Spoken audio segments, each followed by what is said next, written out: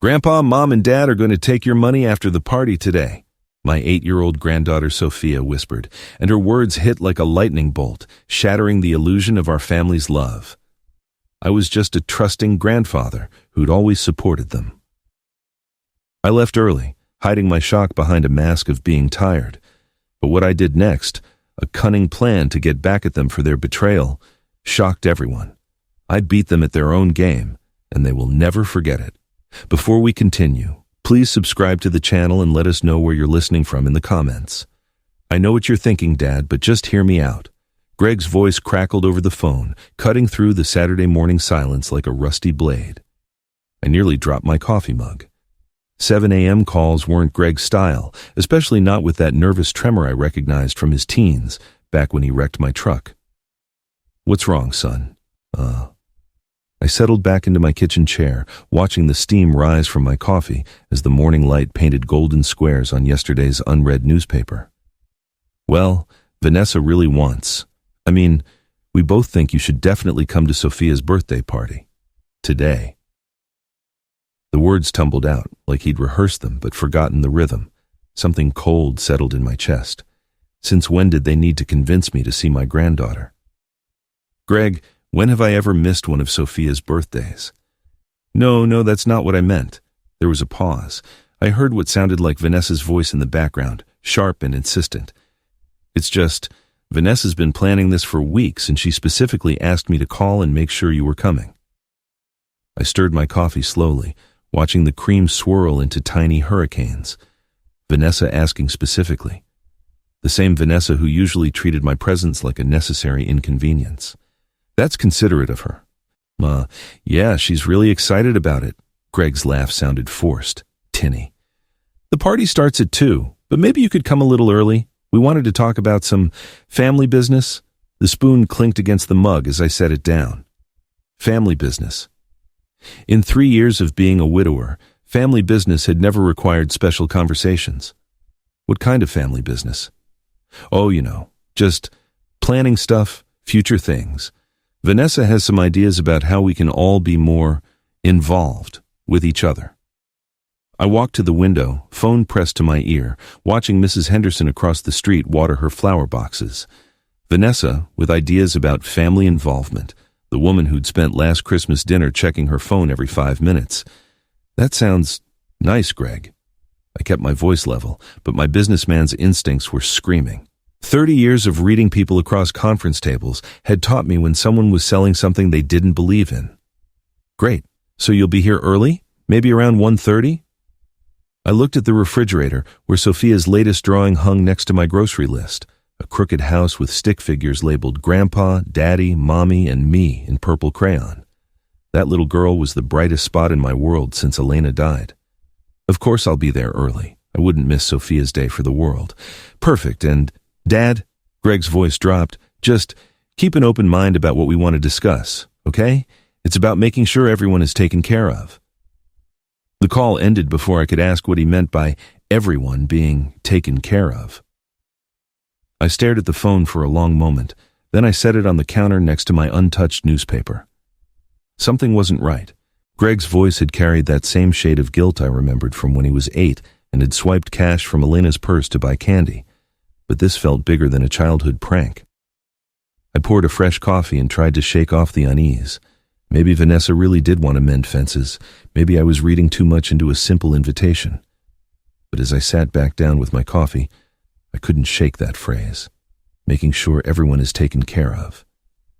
In my experience, when people started talking about taking care of everyone, they usually meant taking care of themselves first.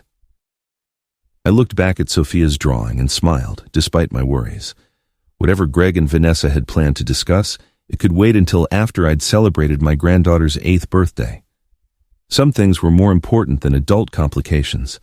Still, I made a mental note to listen, very carefully, to whatever they wanted to talk about.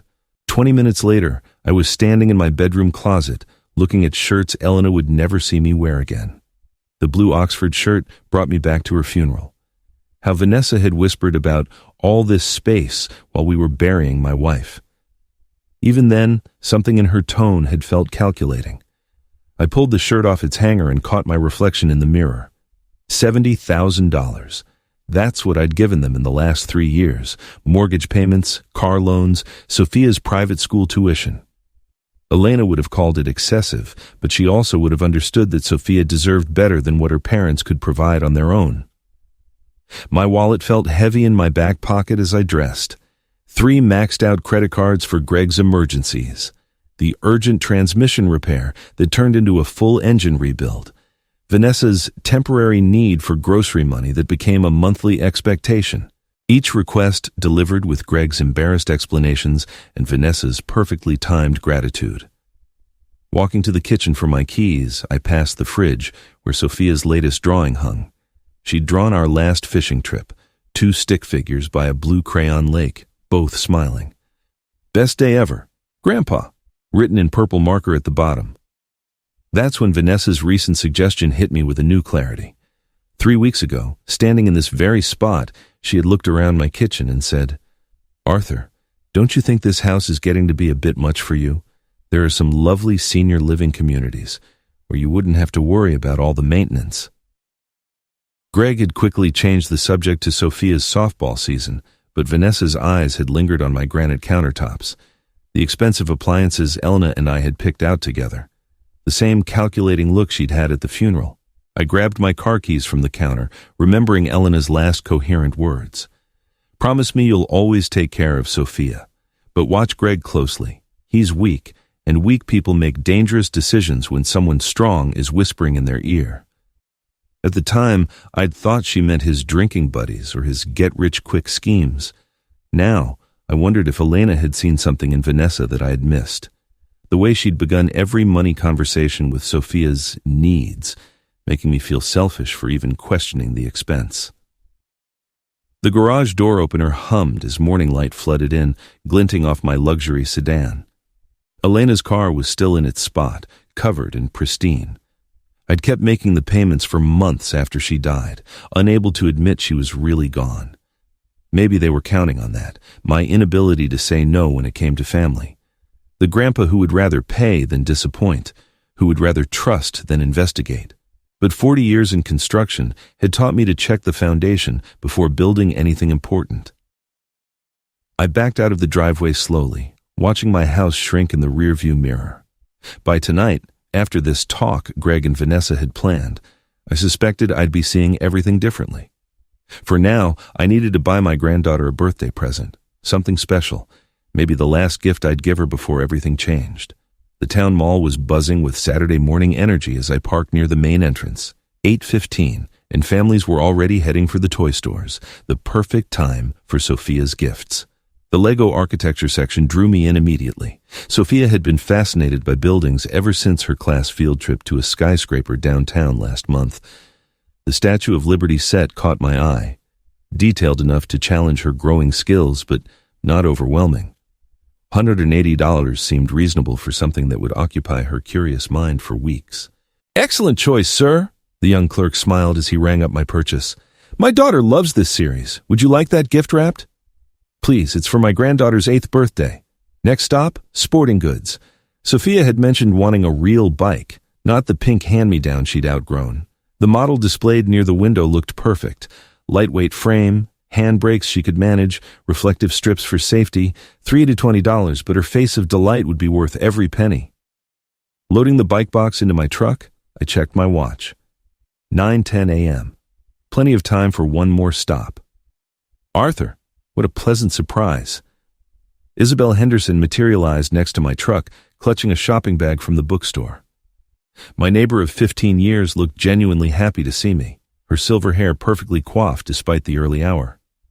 "Isabel, good morning. Getting your weekend shopping done early?" "Oh, you know me. I like to beat the crowds," she gestured toward the mall entrance. "Though I suppose you're here for birthday prep. Greg mentioned Sophia's party when I saw him last week." "He did he?"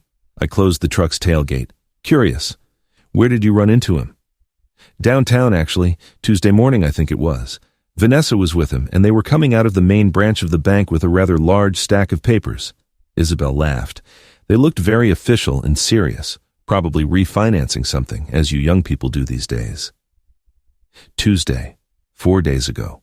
Greg hadn't mentioned any bank business during his nervous phone call this morning, but then again, why would he? People handled financial matters all the time without giving a detailed report. Probably just routine business, I said, shifting my shopping bags to my other hand. Of course, dear. None of my business anyway. Isabel gave my arm an affectionate pat. Well, I'd better let you finish your shopping. Give my love to that sweet granddaughter of yours. She bustled off toward the bookstore, leaving me standing by my truck with a vague sense of disquiet. Bank business on Tuesday. Nervous call on Saturday. The timing felt oddly coincidental. But then, Greg always seemed to be dealing with some financial crisis or another. I shook off the feeling and headed toward the florist near the east entrance of the mall. Vanessa had always appreciated flowers, and white roses would be a thoughtful gesture for the host of Sophia's party. The florist, a middle-aged woman with dirt under her fingernails, wrapped a dozen long-stemmed roses in silver foil with practiced efficiency. "These are lovely," she said, adjusting the ribbon. "Special occasion. My granddaughter's birthday party. They're for her mother. How thoughtful. She'll love them.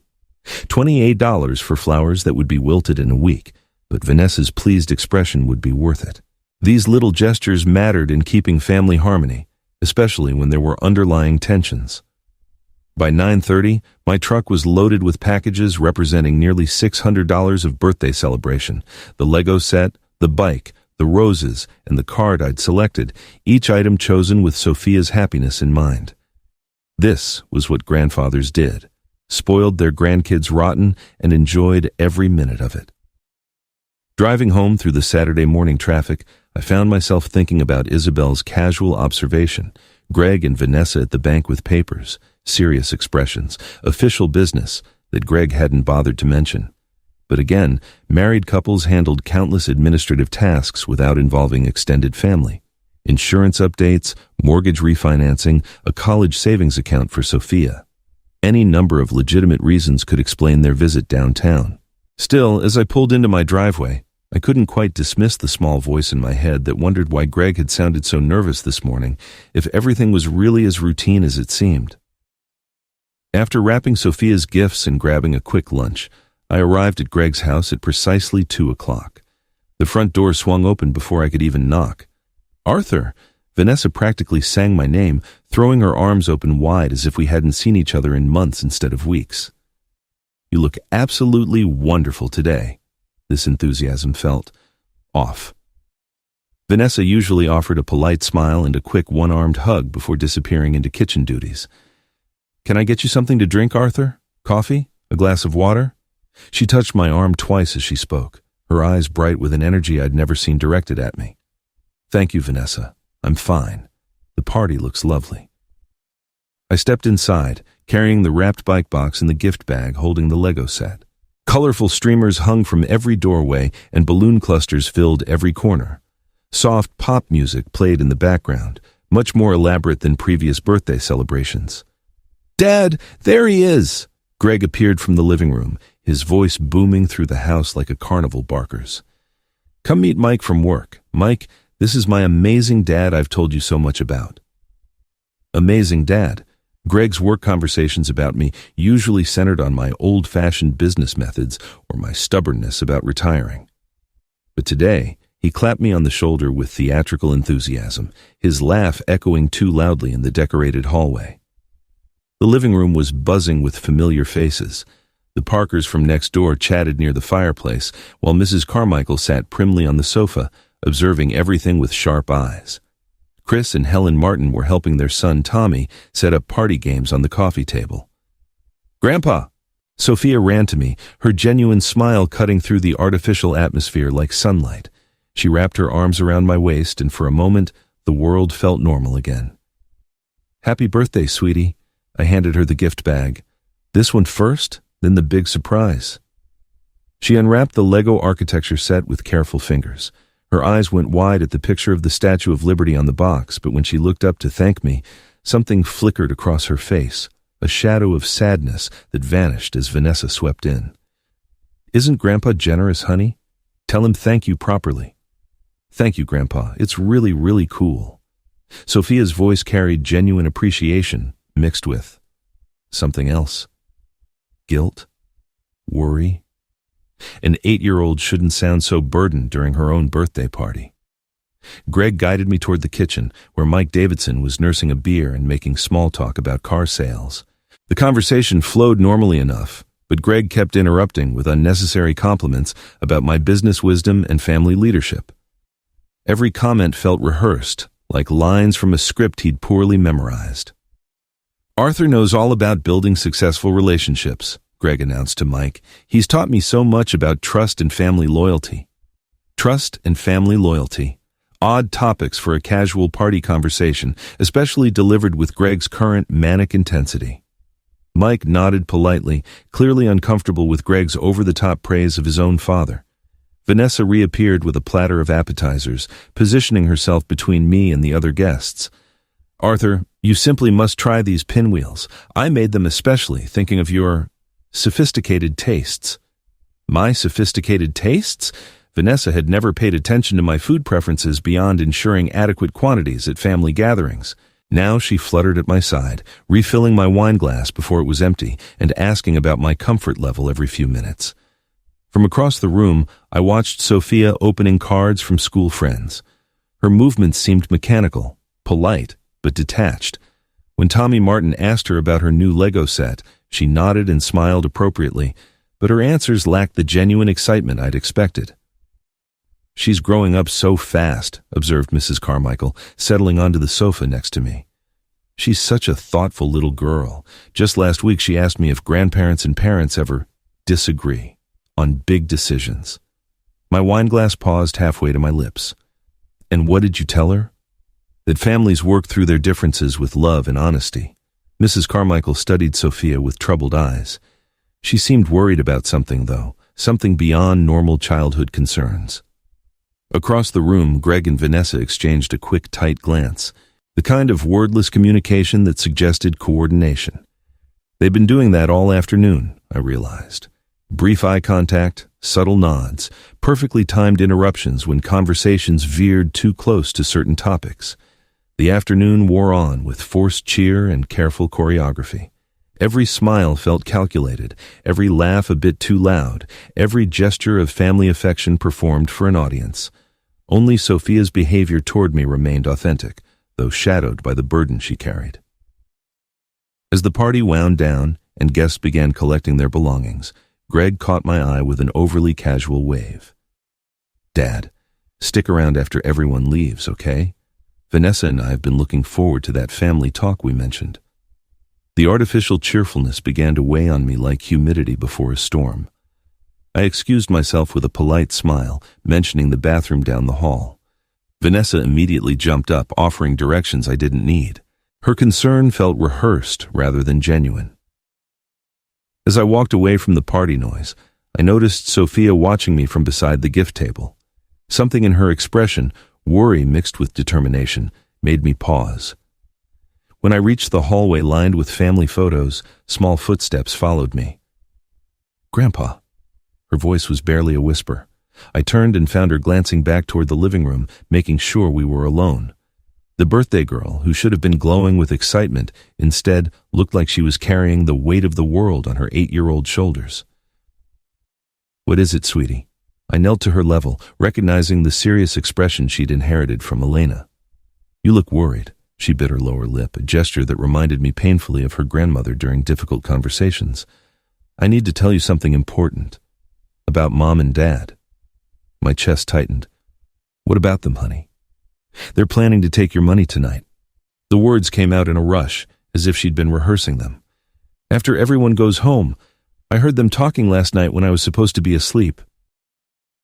The hallway seemed to tilt slightly. I grabbed the doorframe to steady myself, fighting to keep my expression calm for her sake. "What did you hear exactly?" "Mom said you have too much money for an old man living alone." Sophia's voice dropped even lower. "She told Dad they were going to fix that problem tonight. Dad looked scared, but Mom said the papers from the bank would make it all legal." Papers from the bank. The Tuesday visit Mrs. Henderson had mentioned. It suddenly made terrible sense. My businessman's instincts, dormant for years, roared back to life with crystal clarity. "Did they say anything else?" I asked gently, though my mind was racing with implications I hoped an 8-year-old couldn't understand. Dad kept saying, "What if he finds out?" And Mom said, "By then it'll be too late." Tears welled in her eyes. "Grandpa, I don't want them to take your money. You're the only one who really listens to me." I pulled her into a fierce hug, feeling her small body tremble against mine. The betrayal stung all the more, knowing they had planned this within earshot of an innocent child. "Listen to me very carefully," I whispered into her hair. "You did the right thing by telling me. But we have to keep this a secret for now, okay? Can you do that?" She nodded against my shoulder. "Are you going to stop them?" "Yes, sweetie, I'm going to take care of everything." I held her at arm's length, making sure she could see the certainty in my eyes. "But we have to go back to your party now and act normal. Can you be brave for me?" "I think so." She wiped her nose on the back of her hand. "Will you still love me if Mom and Dad get mad?" The question hit me like a physical blow. "Sophia, nothing your parents could ever do would change how much I love you. Nothing. Do you understand?" Relief flooded her face, the first genuine smile I'd seen from her all afternoon. "I love you too, Grandpa." Hand in hand, we walked back toward the sounds of the party. But everything had changed in those few whispered minutes. The son I had raised, the daughter-in-law I had supported, the family I had trusted with my heart, all of it, now seen through the lens of a calculated betrayal. As we rejoined the celebration, I met Greg's eyes across the room. He smiled and waved, the same false enthusiasm that had puzzled me earlier.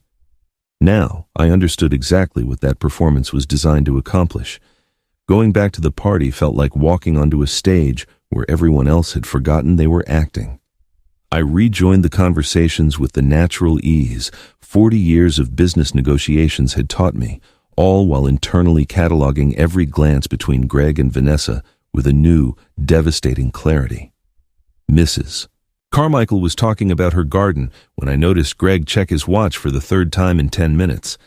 Vanessa immediately appeared at his side. Their brief eye contact was now obviously coordinated rather than coincidental. They were managing me, I realized, making sure I was kept comfortable, entertained, and, most importantly, present for whatever they had planned after the guests left. "Arthur, how about a little more wine?" Vanessa's hand touched my arm with practiced concern. "You look a little pale. Are you feeling all right?" Pale. Yes, I probably was. Learning your family was planning to steal your life's work could do that to a person, but I managed a tired smile that wasn't entirely fabricated. "Just a slight headache. I'll be fine."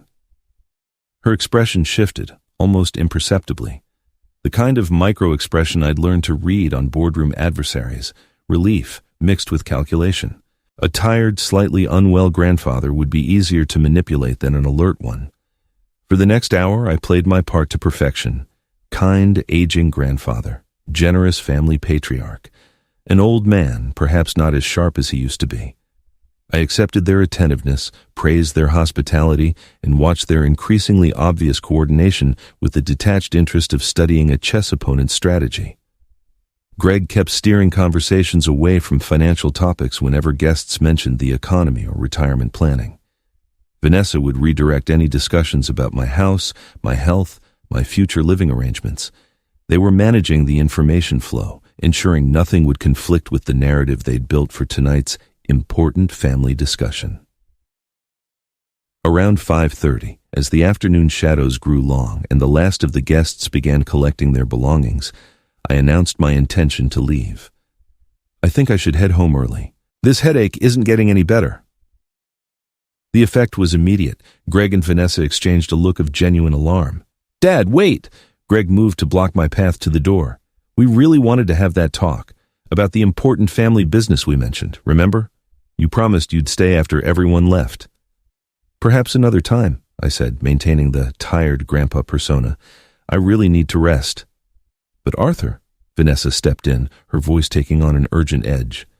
"We have something special planned for tonight, something we've been setting up for weeks." Something they'd been setting up for weeks. The bank visit Isabel Henderson witnessed, legal documents, plans that required my presence and cooperation. I could see the desperation seeping into their performance as their carefully orchestrated timeline threatened to collapse. I'm sure it can wait until tomorrow, I replied gently. Family isn't going anywhere. Greg's face flushed. Actually, Dad, there are some time-sensitive matters we have to discuss. Financial matters that can't wait. Financial matters that can't wait. How interesting that Greg would phrase it exactly that way. I filed the comment away with all the other information I'd gathered throughout this surreal afternoon. Tomorrow, son. I promise. I turned to Sophia, who had been watching our exchange with worried eyes.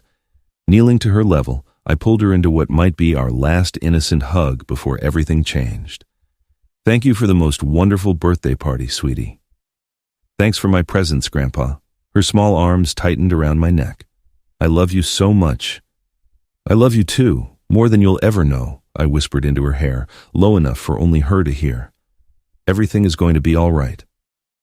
Standing up, I felt Greg's hand on my shoulder, heavier than necessary, almost restrictive. Dad, please just give us an hour. 1 hour to discuss these important family decisions. I looked into my son's eyes and saw not the boy I had raised, but a desperate man whose greed had overwhelmed any love he had left. The realization pained me more than I expected, but my voice remained firm. Another time, Greg. I need to go home now. Walking to my car as they watched from the doorway, Vanessa whispering urgently in Greg's ear, both of them radiating frustrated tension, I felt the weight of the performance finally lift from my shoulders. Alone in my sedan, I sat for a moment in their driveway, processing the magnitude of what had just occurred. My family had planned to rob me. Tonight, with legal documents in careful preparation. Starting the engine, I pulled away from the house where I'd celebrated what might be my last normal family gathering. Inside my own home, the silence felt different than it had that morning. No longer peaceful, but charged with purpose. I walked straight to my home office, the room where I had built my construction business from a single truck and a stubborn determination. 40 years of important documents lived in the wall safe, hidden behind Elena's portrait. I spun the combination lock. Muscle memory from decades of business guided my fingers. 1859, Elena's birthday. The irony wasn't lost on me that her memory would help me protect what we had built together. The documents told a story I had been too trusting to read properly. Bank statements revealing the pattern of financial requests that had escalated from hundreds to thousands over 3 years. Investment portfolios worth far more than Greg or Vanessa imagined. Deeds to rental properties they didn't know existed. And most importantly, records of every single payment I had made to support their lifestyle. I had documented everything with the methodical precision that had made my business successful. Mortgage payments, car repairs, medical bills, private school tuition for Sophia, every single payment justified by some family emergency or opportunity that had seemed reasonable at the time. Sitting at my desk with Elena's photo watching me from the bookshelf, I finally saw the manipulation clearly. The escalating requests had been conditioning, training me to say yes to larger and larger amounts. Vanessa's suggestions about senior living communities weren't concern for my well-being. They were reconnaissance for tonight's planned theft. Every mortgage payment, every tuition check, I said aloud to Elena's photograph. They've been planning this for months.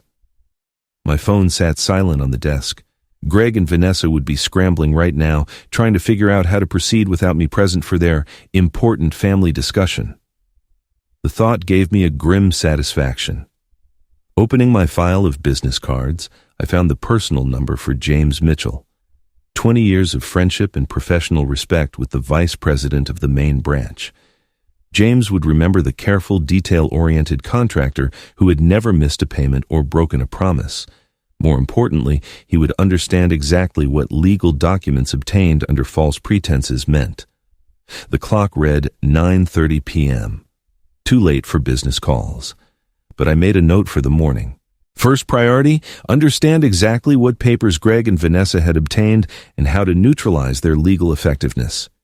Next, I reviewed my will and trust documents, standard arrangements, leaving everything to Greg, with provisions for Sophia's education and future.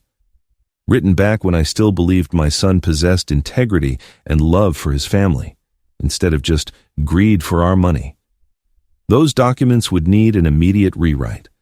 Catherine Davis had notarized most of my legal documents over the years, independent, discreet, and unconnected to any bank where Greg and Vanessa might have allies. Another call for tomorrow morning.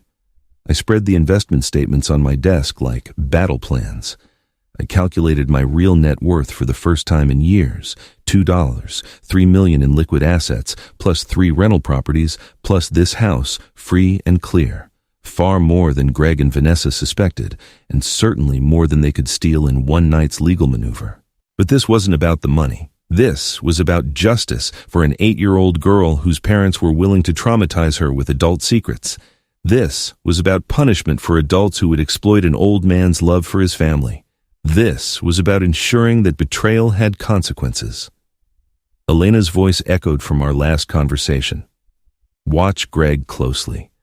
Weak people make dangerous decisions when someone strong is whispering in their ear. I understood now. Vanessa had been whispering for 3 years, and Greg had chosen greed over family loyalty at every turn. My phone suddenly rang, jarring me from my planning. Greg's name flashed on the caller ID. I let it ring. Sunday morning brought a clarity that a restless night had failed to provide. After finally drifting off near dawn, I woke with my businessman's instincts fully engaged and a specific plan forming. Drinking coffee in my home office, I opened my business contacts to James Mitchell's personal number. 9 p.m. seemed appropriate for calling an old friend about financial matters. James and I had maintained our friendship through 20 years of loans, investments, and the gradual success of price construction. He would trust a call from me, especially about portfolio management. "James, sorry to bother you on a Sunday morning," I began when he answered. "I've been reviewing my investment portfolio and wanted to get your thoughts on some consolidation ideas." "Arthur, always a pleasure to hear from you." His voice carried genuine warmth. "What's on your mind?" "I'm considering simplifying my accounts, maybe centralizing everything for easier management. What are the bank's current policies on? Financial assistance programs?" "Well, there are several options, depending on your needs. Are you thinking automated services or more comprehensive management assistance?" The perfect opening. "Actually, I've been wondering about power of attorney agreements, guardianship options.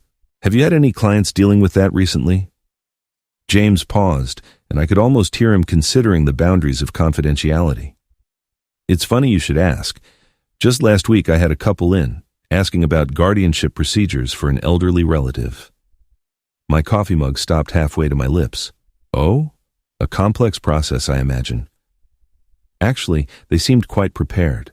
They'd done considerable research into the requirements for guardianship, the documentation timelines. Very thorough people. Very thorough. My son and daughter-in-law had researched exactly how to steal my independence with legal precision. That's considerate of them, to help their family. They were asking specific questions about competency evaluations, financial management documentation, timelines for court approval. James's professional knowledge was exactly what I needed. They understood the terminology better than most lawyers I've worked with. Competency evaluations, court approval timelines. They had planned to have me declared incompetent and take control of everything I had spent 40 years building. The scope of their betrayal kept expanding, beyond what I had imagined possible. "They seemed confident in their situation?" I asked carefully. "Absolutely. They mentioned having their documentation ready, medical opinions prepared, said they expected the process to move quickly once initiated." James chuckled. "Most families aren't nearly that organized when it comes to elder care transitions." Elder care transitions. The euphemism made my hands tighten around the phone. They had researched how to institutionalize me while they stole my wealth, and they had done it with a systematic, professional thoroughness. "Sounds like they really cared about their relatives' well-being," I managed to say. That's what struck me. How much preparation they'd put into making sure everything was legally sound and expedited. They asked about fast-track processes, emergency guardianship procedures. Emergency guardianship for situations where immediate action is needed to protect someone's assets from their own incompetence. Hearing my own situation described in clinical banking terms felt surreal. "Well, I appreciate the information, James. It gives me a better sense of the options out there." Any time, Arthur, though honestly you sound sharper than men half your age. I can't imagine you'll be needing that kind of assistance for decades. If only he knew how close I'd come to needing it yesterday. Let's hope you're right. Thanks for taking my call on a Sunday. Always a pleasure. Let me know if you want to schedule a formal sit-down about your portfolio. After I hung up, I stared at my notes from the conversation. Competency evaluations, documentation ready, medical opinions prepared, emergency procedures. Greg and Vanessa hadn't just planned to rob me. They had engineered a complete legal framework to justify the theft of my life. The phone rang suddenly, startling me from my thoughts. Greg's name flashed on the caller ID. This time, I answered. Hello? I answered the phone with deliberate weariness, as if the effort of reaching across the desk required considerable energy. Dad, thank God. I was so worried about you after you left early yesterday. Greg's voice, conveying what sounded like genuine concern, though now I recognized the calculation beneath it. Are you feeling okay? Oh, Greg. I let my voice trail off slightly, as if gathering my thoughts had become difficult. I've been having these terrible headaches. I can't seem to focus on anything. That doesn't sound good. Maybe we should get you to a doctor. Vanessa and I could drive you to the clinic this afternoon. Perfect. They were accelerating their timeline, exactly as I'd hoped they would after I disrupted their original plan. That's very thoughtful of you. I've just been feeling so confused lately. Don't you worry, Dad. We'll take care of everything. We'll be over in about an hour, okay? After I hung up, I spent 30 minutes preparing for the performance of my life. I messed up my hair slightly, put on an old cardigan that made me look frailer, and practiced the slower, more hesitant movements of genuine senile confusion. When their car pulled into my driveway, I was ready. Arthur, we brought some papers. That might help with your situation, Vanessa announced as they settled into my living room. She had brought an expensive-looking leather portfolio, the kind lawyers use for important documents. Papers? I blinked, looking at her with what I hoped appeared to be genuine bafflement. What kind of papers? Greg leaned forward, his expression serious. Dad, we've been looking into ways to help you. Manage things better. Your finances, medical decisions, that sort of thing. Manage? Ma. I wasn't sure I understood. I rubbed my temples as if the conversation was causing me physical pain. Everything seems so complicated these days. Vanessa opened the portfolio with practiced efficiency. These documents would give us power of attorney to help with your banking, your bills, your doctor's appointments. Think of it as having a backup system. The forms looked professionally prepared, highlighted sections marked for my signature. Someone had invested significant money in legal advice for this theft. I stared at the papers as if they held hieroglyphics. It's all so overwhelming, I murmured. I used to be better at this stuff. That's exactly why we need to do this now, Vanessa pressed gently, before things get more confusing for you. Greg shifted uncomfortably. Dad, are you sure? You're okay? You seem very different today. I looked at him with what I hoped was confused gratitude. Different? I don't feel different, just tired, all the time. These headaches make it hard to think straight. Vanessa and Greg exchanged a look, the same coordinated communication I'd noticed at the party, but now I understood its purpose. They were assessing if I was incapacitated enough to sign documents without fully understanding their implications. Arthur, these papers would just make it easier for us to help you, Vanessa continued. You wouldn't have to worry about managing everything all by yourself. I suppose that would be nice, I said slowly, taking one of the documents with a trembling hand. But this is such a big decision. My head hurts, trying to think about it. Of course it's a big decision, Greg said quickly. Take your time. Vanessa's patience seemed more forced. Don't you think it would be easier, though, with family helping? You trust us, don't you? Of course I trust you. You're my family. I laid the papers down carefully. But could I maybe think about it tonight?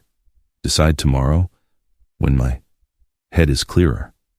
These headaches, they make everything so fuzzy. Greg and Vanessa looked at each other again, and I could see Vanessa's frustration, barely contained beneath her facade of concern.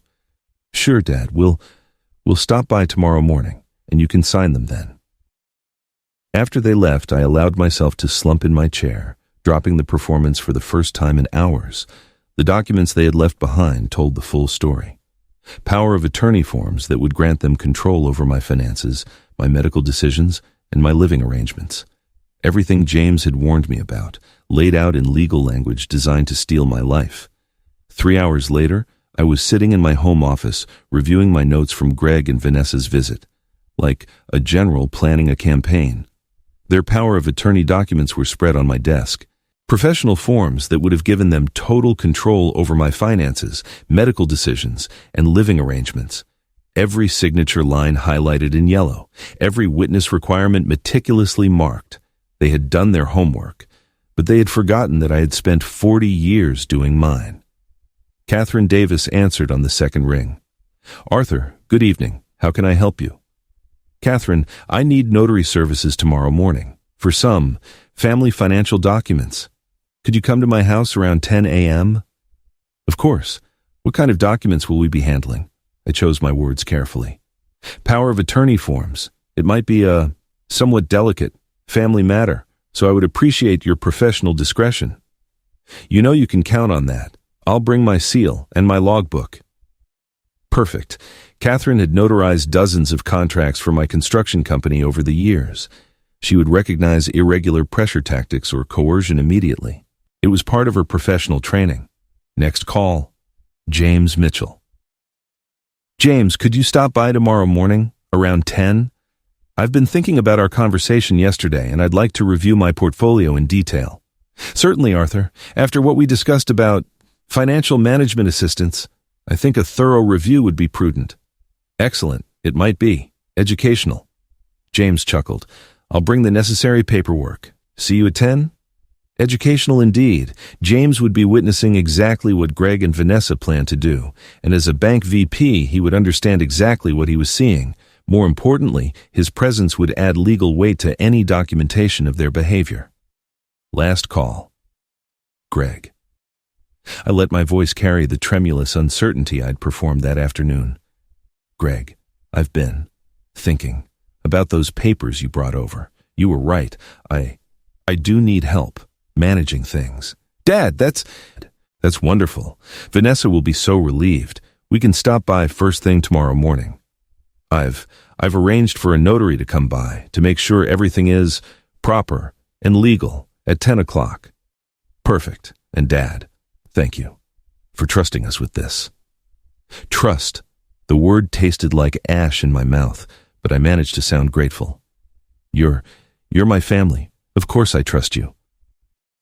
After I hung up, I walked to the window overlooking my backyard. Elena's rose garden needed tending, another task I'd been managing on my own since she died. Tomorrow would determine if I would continue to manage it as a free man or watch it wilt from some senior living community while Greg and Vanessa carved up our life's work. I pulled out a yellow legal pad and wrote down the sequence of events I expected for tomorrow. 9:45 a.m. Catherine arrives, sets up notary materials. 10:00 a.m. James arrives with portfolio documents. 10:05 a.m. Greg and Vanessa arrive, expecting an easy document signing. 10:10 a.m. Professional witnesses observe their manipulation tactics. 10:15 a.m. The truth comes out. The beautiful irony wasn't lost on me. They had researched how to steal my independence through legal procedures, but they had forgotten that legal procedures require proper witnesses and documentation. Tomorrow, those very requirements would expose their betrayal. 20 miles away, Greg was probably explaining to Vanessa how cooperative I had sounded, how the notary would make everything official, how close they were to controlling millions of dollars. They would celebrate tonight, confident that a confused old man had finally accepted their help. They had no idea they were walking into a trap set by the very same business mind that had built what they were trying to steal. I looked at Sophia's drawing on my fridge, our stick figure family, standing by a crooked house. Tomorrow would determine if that little girl grew up with a grandfather who protected her, or with parents who taught her that family loyalty could be bought and sold. Elena's voice echoed from 3 years ago. Promise me you'll always take care of Sophia. I intended to keep that promise. Monday morning arrived gray and cold. I had slept little, but when Catherine arrived at 9:45 with her notary seal and logbook, I felt completely prepared. "Good morning, Arthur. Lovely office," she said, arranging her materials on the side table. "This should be straightforward." James rang the bell precisely at 10:00 a.m., carrying his banker's portfolio. "Good morning, Arthur. Ready for that portfolio review?" "More ready than you know," I replied, positioning myself behind my desk just as footsteps approached the front door. Greg and Vanessa walked in with confident smiles and their leather document case. They stopped short when they saw Catherine and James, but Vanessa recovered quickly. "How thoughtful of you to arrange professional assistance," she said smoothly. "This will make everything so much more official." "It certainly will," I replied, my voice lacking the confused frailty of yesterday. "Please, everyone, have a seat." Greg settled into the chair opposite my desk, still smiling. "Dad, you sound much better today. More like your old self." "Exactly like my old self. Sharp, observant, capable." I leaned forward, meeting his eyes directly. "Which is why I need to tell you something before we sign any documents." Vanessa's pen stopped moving over her checklist. "Arthur, what's wrong?" "Nothing is wrong with me, Vanessa, but I am completely aware of your plan." The silence stretched like a taut wire. Greg's smile faltered. "Dad, what plan? We're just here to help." "Your visit to James's bank last Tuesday, the guardianship procedures you researched, the competency evaluations you plan to arrange." Greg's face lost all color. Vanessa's carefully controlled expression cracked for just an instant before she attempted damage control. "Arthur, you're confused. We visited the bank for our own financial planning." "James," I interrupted, turning to my friend, "would you mind sharing what they discussed during their appointment on Tuesday afternoon?" James cleared his throat professionally. They asked detailed questions about guardianship procedures, documentation requirements for declaring someone mentally incompetent, and expedited court processes for emergency financial management. Catherine looked up from her notary logbook, suddenly alert. "Mr. Price, are you saying these power of D attorney documents were prepared under false pretenses?" "I'm saying they planned to have me declared incompetent so they could steal everything I've worked 40 years to build."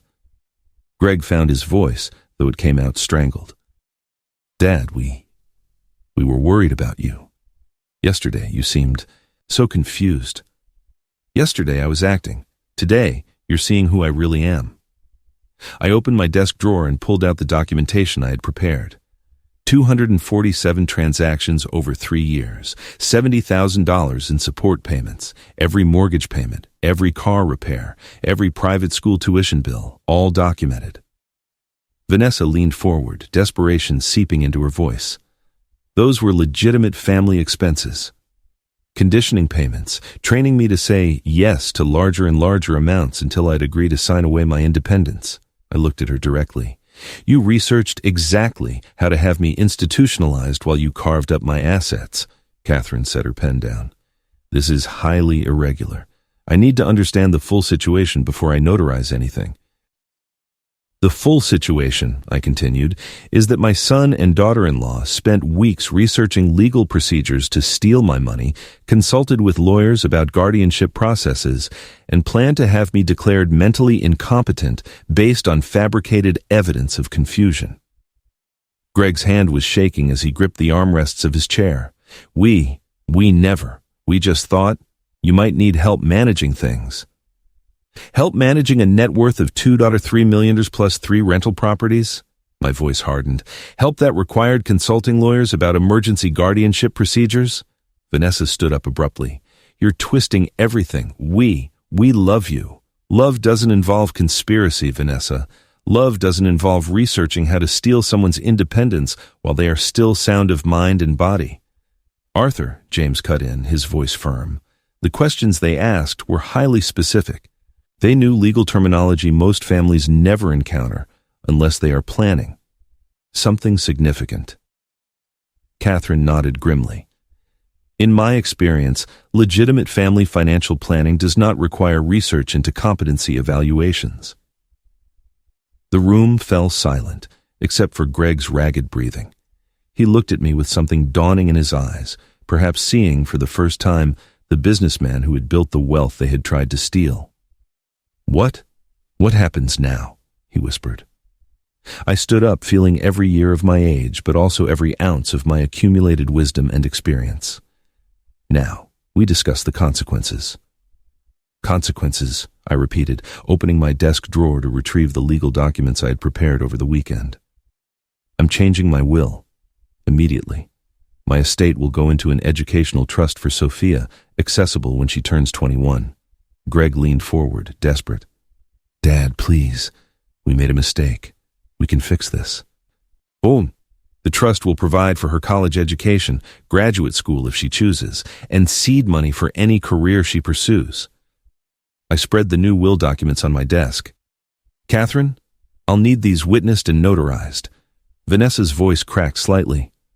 "Arthur, you can't do this to your own family." "I am protecting my family," I replied firmly, "from parents who were willing to steal their grandfather's independence to finance their lifestyle." Catherine examined the documents professionally.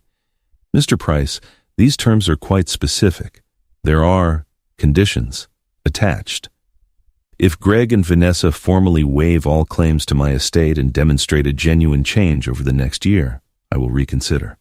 But they must prove they have become the parents Sophia deserves."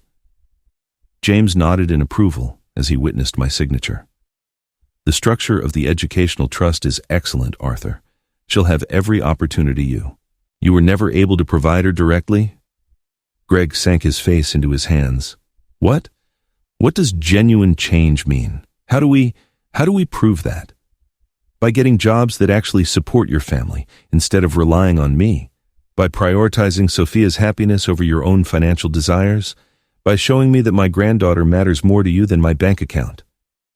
Vanessa stood up abruptly, her composure finally completely broken. "How are we supposed to live without your support?" "The same way millions of other families do, through honest work and responsible spending. The mortgage help ends today. The car payments stop immediately. You are both college-educated adults. Figure it out." Catherine finished notarizing the documents with practiced efficiency. "It's all legally binding now, Mr. Price. You should keep these in a secure location." "My lawyer will have copies by this afternoon," I assured her. After Catherine and James had left with handshakes and promises of discretion, the three of us sat in an uncomfortable silence. Greg looked shattered. Vanessa looked like she was calculating survival strategies. "Is there anything else you'd like to say?" I asked. Greg looked up, meeting my eyes for the first time since the reveal began. "I'm sorry, Dad. I know that doesn't fix anything, but I am. I'm so sorry." Vanessa said nothing, which told me everything about her priorities. "Words are cheap, Greg. Actions over this next year will determine whether this family has a future together." 3 hours later, Sophia knocked on my door, her school backpack still slung over one shoulder. "Grandpa, Mom said you wanted to see me." I knelt to her level, just as I had in the hallway 2 days ago. "Come sit with me, sweetie. We need to talk about some grown-up things." She sat next to me on the sofa, her 8-year-old wisdom already sensing something serious. "Is this about what I told you?" "Partly. Your mom and dad made some very bad decisions about money, and there have to be consequences. But none of this changes how much I love you." Are they in trouble? They have to learn how to take better care of themselves, and you. But Sophia, I want you to know that your future is completely safe. I've made special arrangements to make sure you can go to any college you want, study anything that interests you. Her eyes lit up just slightly.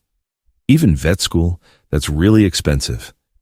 Especially vet school, and if you change your mind and want to be an engineer or a teacher or start your own business, the money will be there for that too. And Mom and Dad? They are going to be working very hard to become better parents, and if they succeed, our family might be able to heal from this. But even if they don't, you and I will always have each other. She hugged me hard, and I felt Elena's presence in that embrace. 3 generations of love carrying on, despite betrayal and broken trust. Can we look up college brochures? Sophia asked. I want to see what vet schools look like.